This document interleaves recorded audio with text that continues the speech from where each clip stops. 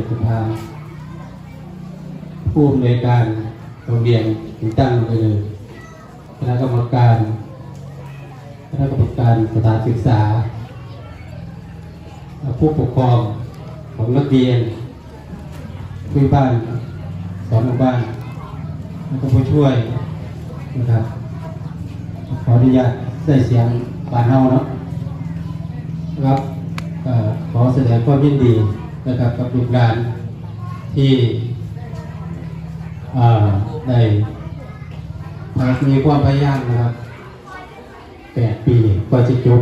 มื้อนี้นะครับก็เหมือนมี8 ท่านนั้นกัน8 คนนั้นกันแล้วก็อนุบาล4 คนเต็มมื้อนี้นะครับเราก็จะได้เรียนกันเป็นป .1 นะครับก็ขอให้ทุกท่านขอให้ทุกคนนะครับตั้งใจเพราะเด็กวันนี้คือผู้ใหญ่ในวันข้างหน้านะครับก็จะเป็นผู้ที่ดูแลนะครับปกครองนะครับที่ว่าปกครองดูแลหรือพัฒนาประเทศต่อไปนะครับเพราะว่าทุกเมื่อนี้นะครับการศึกษาถือว่าเป็น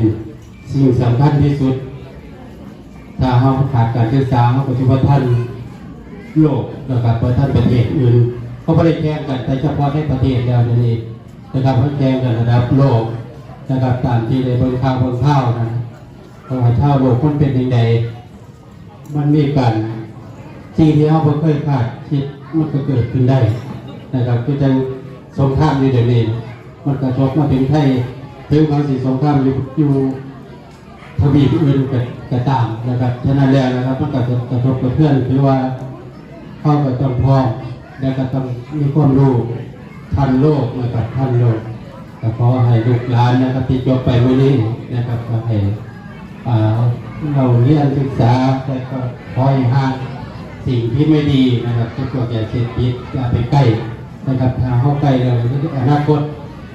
ขาดไปเลยนะครับอนาคตของพ่อแม่เจ้าของเข้านะครับที่ว่าของประเทศของชุมชนที่ว่าสิ้นสุดไปนับกันอนาคตของเข้าไปสิ้นสุดนะครับฉะนั้นแล้วก็ขอให้เข้าหลีกเลี่ยงในส่วนนี้นะครับห่างนะครับจะห่างไกลยาเสพติดจะเป็นที่รักของพ่อของแม่นะครับ